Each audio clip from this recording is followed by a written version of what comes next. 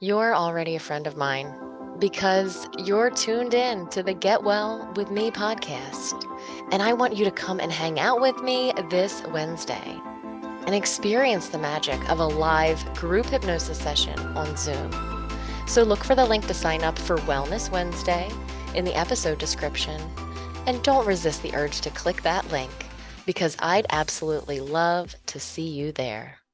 Welcome to episode 126 of the Get Well with Me podcast. I am your host, Adrienne, and together we explore the healing powers of our subconscious mind while leaning in towards a healthier lifestyle. Our philosophy here is excellence, not perfection. Today, I just have a few little tidbits for you. I wanted to kind of share what was on my mind, share some of the resources that I go to. And I was paging through a book that I've previously read. It's got all kinds of highlights and sticky notes and stuff. And I opened up to this page. First of all, the book is called The Self-Hypnosis Book, and it's by Cherith, Powell, and Greg Forde. Little book, easy to get through, very practical.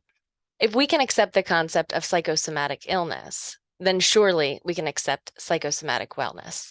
And we've all had psychosomatic illness. I mean, you don't want to show up to the party and next thing your stomach hurts or you have a migraine. I mean, this is the kind of stuff. We are always looking out for ourselves, like our subconscious mind is looking out for us. And if we need an out, it'll give us an out if we really need it.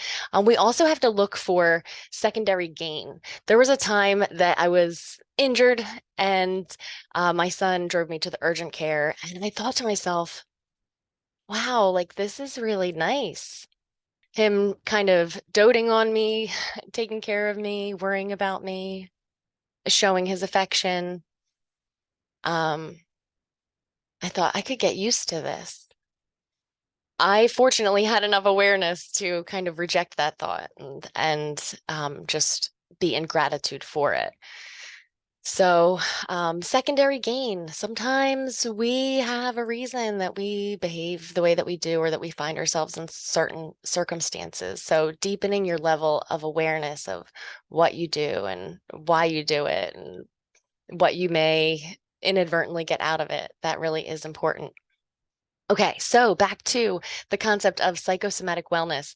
The more I dwelled on this, I thought this could be the name of the podcast, right? Like psychosomatic wellness. That makes so much sense to me because my whole thing is about beautifying the internal environment inside our mind. This is where we spend all of our time. We are with ourselves 100% of the day and night. And the images and ideas and things, the people around us, the environment, it all impacts what's going on in that mind. And also, like the mind, do you know there's no location for it? If there is, write me and tell me. As far as my most recent information, there is no place that the mind is. I think it was Dr. Caroline, what's her name? She was just on the Ed Milet podcast, the Max Out podcast. First name is Caroline. Anyway, she's pretty interesting, but she was saying about like the brain and like the brain is not the mind, which I mean, I think I know and you know, right? Like your mind is so much more all encompassing than that. It is this overall, I'm not going to try to actually articulate and explain what the mind is right now because I would not do it any justice, but um, she was saying if you like held a brain in your hand, right? It can't have a thought. Like it is just an instrument. Like the mind is, I mean, think about when you sleep at night, right? It's infinite. It seems limitless.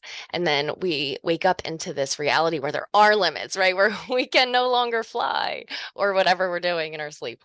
Um, and the subconscious mind is just an interesting place. And it's a place that I like to play, but always with a happy intention. And I want to make sure that I'm really clear about that.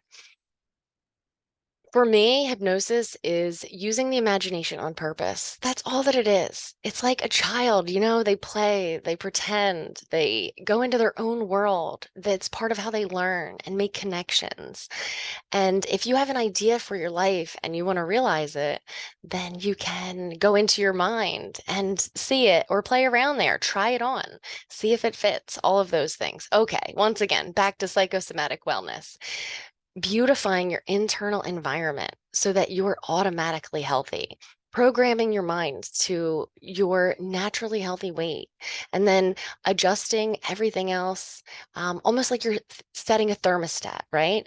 Another example of psychosomatic wellness is believing in your ability to heal, keeping forefront in your mind that when you get a burn accidentally or cut yourself accidentally, that you heal. Oh, sorry, rookie mistake. I got my phone on. So that healing is automatic, right? Somebody breaks a bone, they heal. Healing is our default state. Even when we're not taking care of ourselves, we still somehow manage to heal. It's incredible. But when we aren't taking care of ourselves intentionally and giving ourselves everything we need, as far as our internal environment, and I don't just mean our hydration and our nutrition, I mean in our mind, right? Believing in our ability to heal, to heal according to our youthful blueprint, believing that we still have that information within us, that we know how to regenerate ourselves young and youthful. To really believe that is part of, in my opinion, psychosomatic wellness. So the more I Googled psychosomatic wellness, the more I realized that there was a book called Psychosomatic Wellness, and that I already, to get this, I already purchased it. Okay. So I'm like halfway through this book, and I realized it was a lot of,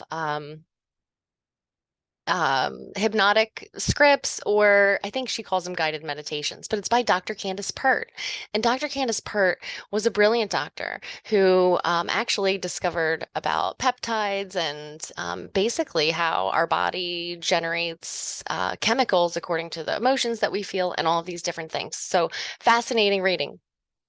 But psychosomatic wellness, I wanted to just plant the idea in your mind today of psychosomatic wellness. If you know that sometimes you don't feel good because you don't want to go to work that day, well, that's psychosomatic illness. And this can also manifest on a long-term basis. So we see this all around us, people that have pains that cannot be helped, not even with drugs or surgery or anything. It's not that these psychosomatic illnesses are not real. Please do not misunderstand. It's a real manifestation of something that doesn't seem to have a medical cause. That's actually very close to the definition of it. So it's those mystery things. How many times have you or someone you know gone to the doctor and it's a mystery? It's a mystery. And that's okay. I'd rather it be a mystery than something concrete and definitive, because we can believe in our wellness. I'm not saying it's a magic fix. I know that total wellness has everything to do with a completely holistic approach, which includes medicine, includes faith, it includes um, the words that you say to yourself, the way that you prioritize your sleep, all of those things, right? We need to make sure we have all of the things so that we can be our best selves. But I wanted you to play around with the idea of psychosomatic wellness and, what does that mean to you? So until next time, much love. You're already a friend of mine because you're tuned in to the Get Well With Me podcast. And I want you to come and hang out with me this Wednesday and experience the magic of a live group hypnosis session on Zoom. So look for the link to sign up for Wellness Wednesday in the episode description. And don't resist the urge to click that link, because I'd absolutely love to see you there.